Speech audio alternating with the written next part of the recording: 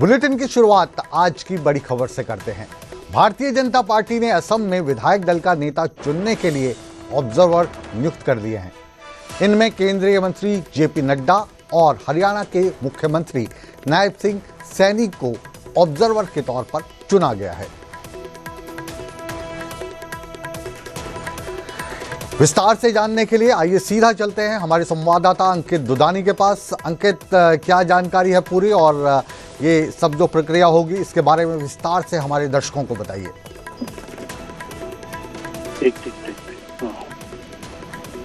अंकित, क्या अब तक हमारी आवाज पहुंच पा रही है?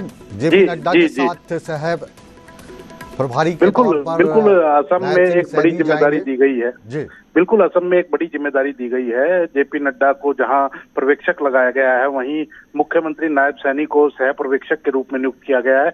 वहां जब विधायक दल का नेता चुना जाएगा तो उसमें अहम भूमिका कह सकते हैं कि हरियाणा के मुख्यमंत्री की रहने वाली है। जिस तरह से एक राष्ट्रीय स्तर का चेहरा भी मुख्यमंत्री का बना है, क्योंकि वो असम कहे या पश्चिम बंगाल कहे, मुख्यमंत्री चुनाव प्रचार भी करके आए जा करके, और इससे पहले भी अब जिस तरह से लगातार पंजाब के अंदर जाना हो रहा है, तो कह सकते हैं कि मुख्यमंत्री जब से बने हैं नायब सैनी, उसके बाद से एक राष्ट्रीय स्तर का चेहरा बनते जा रहे हैं। और अब ये जिम्मेदारी देना, ये इस बात का परिचायक है कि सह पर्यवेक्षक के रूप में बनाना, कि केंद्रीय जो नेतृत्व है वो हरियाणा के मुख्यमंत्री के ऊपर काफी विश्वास करता है, और इसी वजह से ये जिम्मेदारी दी गई है। हालांकि अभी तय नहीं हुआ है कि वहां ओथ कब होगी असम के अंदर। हालांकि बंगाल के अंदर तो 9 मई को ओथ होगी, लेकिन असम के अंदर कब ओथ होगी ये अभी देखना होगा। और विधायक दल का नेता, क्योंकि हेमंत बिस्वा शर्मा जो अभी मुख्यमंत्री है वही चुने जाने हैं, लगभग यही माना जाता है, लेकिन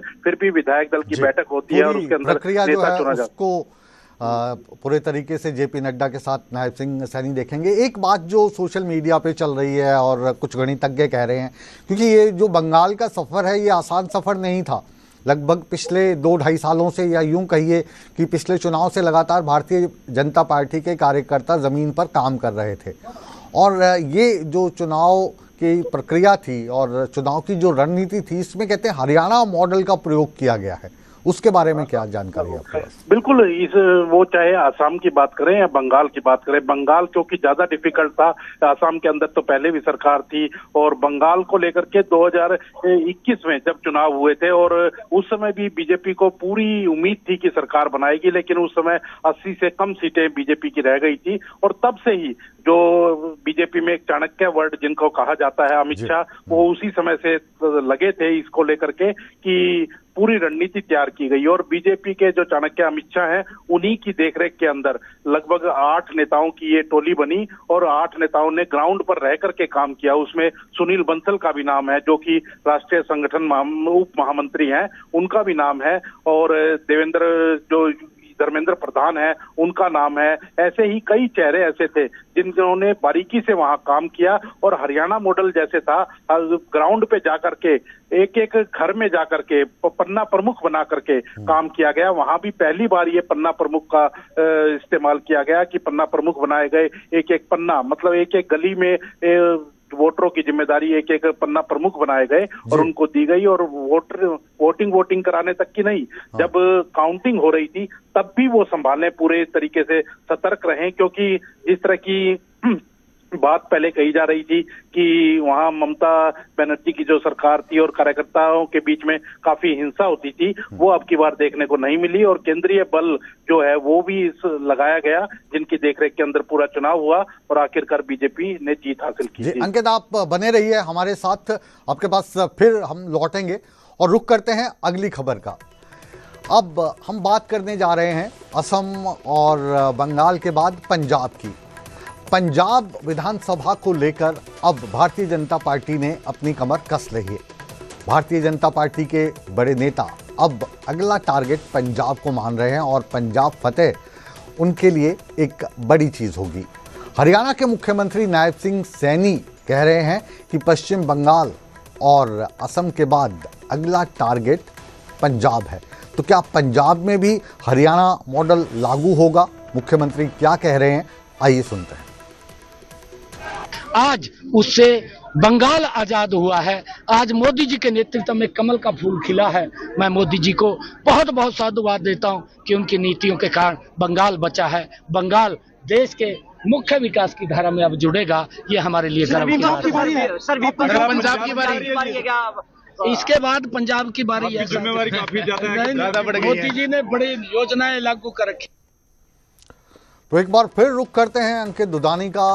बंगाल के बाद, असम के बाद अब उत्साह जो है नायब सिंह सैनी का देखने को बनता है। आप भी देख रहे हैं लगातार, आज भी वो कुरुक्षेत्र के दौरे पर हैं और पंजाब में खास तौर से जो नायब सिंह सैनी है वो सक्रिय नज़र आ रहे हैं। पग बांध कर प्रचार करते हैं, लगातार वहाँ के दौरे कर रहे हैं। तो पंजाब को लेकर क्या रणनीति है? बिल्कुल, पंजाब को लेकर के अगर बात करें तो हरियाणा के मुख्यमंत्री की विशेष जिम्मेदारी पंजाब के अंदर लगाई गई है। हालांकि कोई औपचारिक तौर पर कोई ऐसी सूची जारी नहीं हुई है, लेकिन हरियाणा के मुख्यमंत्री लगातार पंजाब के दौरा करते हैं, कार्यक्रम करते हैं। अभी भी आप देख रहे हैं कि कुरुक्षेत्र के अंदर जब वो बोल रहे हैं तो पगड़ी बांध करके और नांदेड़ साहिब के लिए एक स्पेशल ट्रेन उन्होंने रवाना की है कुरुक्षेत्र से। तो कहीं ना कहीं, और हर हफ्ते में अगर बात की जाए तो 3 से 4 दिन अब वो पगड़ी बांध करके रहते हैं। वो इसलिए रहते हैं क्योंकि पंजाब के अंदर उनके प्रोग्राम होते हैं, अलग अलग वर्ग के लोग उनसे मिलने के लिए आते हैं। अगर उनके पंजाब के अंदर प्रोग्राम नहीं होते तो सीएम हाउस जो है, जो संत कबीर कुटीर है, उस पे अलग अलग वो युवा हो, उद्योगपति हो या निहंग सिख हो, अलग अलग जो तथ्य हैं वो मिलने के लिए पहुंचते हैं। तो कहीं ना कहीं जो पंजाब के लोग भी अब ये कहने लगे हैं कि नायब सैनी के ऊपर जो पगड़ी है वो काफी जस्ती है। और इसी वजह से वो काफी प्रभावित भी होते हैं। और कहीं ना कहीं जो खुद नायब सैनी नारायणगढ़ के रहने वाले हैं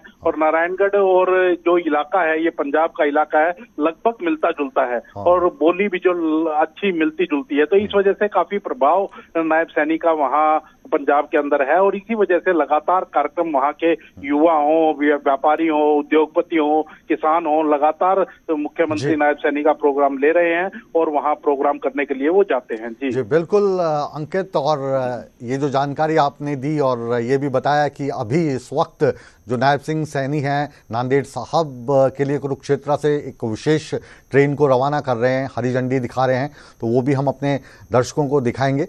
बहरहाल आपका बहुत बहुत शुक्रिया। और अब बात करते हैं कैबिनेट मंत्री महिपाल ढांडा की। महिपाल ढांडा भी इस भारतीय जनता पार्टी की जीत को लेकर काफ़ी उत्साह में हैं और अगली जो रणनीति है उसको किस तरीके से भारतीय जनता पार्टी अपनाने जा रही है, इन सारे विषय पर उनसे बात की है हमारे संवाददाता अंकित दुधानी ने। देखिए, 5 राज्यों के चुनावों के नतीजे आ चुके हैं, जिसमें से 3 में बीजेपी ने बड़ी भारी जीत हासिल की है। हमारे साथ शिक्षा मंत्री महिपाल ढांडा है, उनसे बात करते हैं।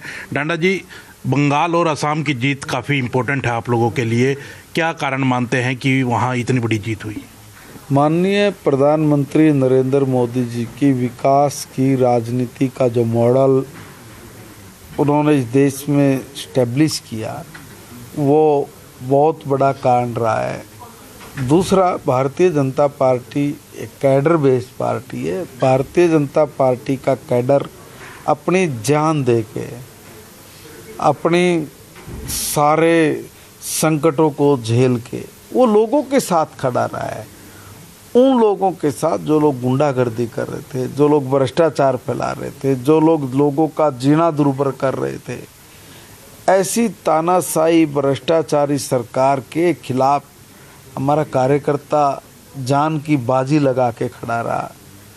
लोगों के सुख दुख में जब कोई खड़ा होता है तो लोग उसको अपना आशीर्वाद देते हैं। पंजाब में किस तरह से देखते हैं इनका असर, क्योंकि अब 2027 में अगर बात करें तो पंजाब ही लक्ष्य है? बिल्कुल, देखिए, पंजाब में पंजाब के लोगों ने सभी दलों की राजनीति को देख लिया है। ये बहरूपी आए थे, इन्होंने कहा था हम तो पंजाब को लंदन बना देंगे, फला कर देंगे, और पंजाब को कंगाल बना दिया। पंजाब में आज हर दुखी है, किसान भी, मजदूर भी, नौजवान भी, महिलाएं भी। तो हरियाणा के शिक्षा मंत्री महिपाल ढांडा से बातचीत हमारे संवाददाता अंकित दुधानी कर रहे थे। और जैसा कि हमने पहले कहा इस वक्त मुख्यमंत्री नायब सिंह सैनी एक खास कार्यक्रम में हैं और वो नांदेड़ साहब के लिए जो ट्रेन चल रही है उसको हरी झंडी दिखाने वाले हैं।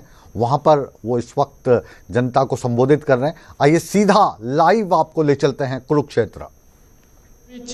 ਅਸੀਂ सब जानते हैं कि सिरसा दे विच गुरुद्वारा चिल्ला साहिब सिरसा की जिहड़ी 70 कनाल ये भूमि वो देण की घोषणा वो मैंने की सी और मुझे बड़े खुशी की गल है कि वो सारे कागजात वो गुरु साहिबान नूं देण दा काम साडी सरकार ने किया है। मैं प्रदेश में श्री गुरु नानक देव जी दे 550वें प्रकाश पर्व, गुरु तेग बहादुर जी दे 350वें शहीदी दिवस, गुरु गोबिंद सिंह जी दे 350वें प्रकाश पर्व के उपलक्ष्य पर में राज्य स्तरीय कार्यक्रमों का आयोजन भी ये साडी सरकार कर रही है। प्रदेश में प्यारी साध संगत जीओ, साडी सरकार ने अनेक शिक्षण स्वास्थ्य संस्थावां, सड़कां ते चौंका द्वारा आदि ते गुरु साहिबान दे नाम ते स्थापित करने का साडी सरकार ने काम किया है। मैं आप सभी साध संगत से ये आग्रह भी करता हाँ कि जब आप नांदेड़ साहिब के दर्शन करने पहुँचे तो अपने परिवार के साथ साथ मैं आप लोगों को ये अपील भी करता हाँ कि अपने परिवार के साथ साथ हरियाणा की खुशहाली, शांति और समृद्धि के लिए भी तुसी उत्थे अरदास करनी है। हमारे किसान समृद्ध हो, साडे युवा सशक्त प्रगतिशील होण, साडी माताएं बहनें वो सुरक्षित होण, सशक्त बनन, यही साडा संकल्प है।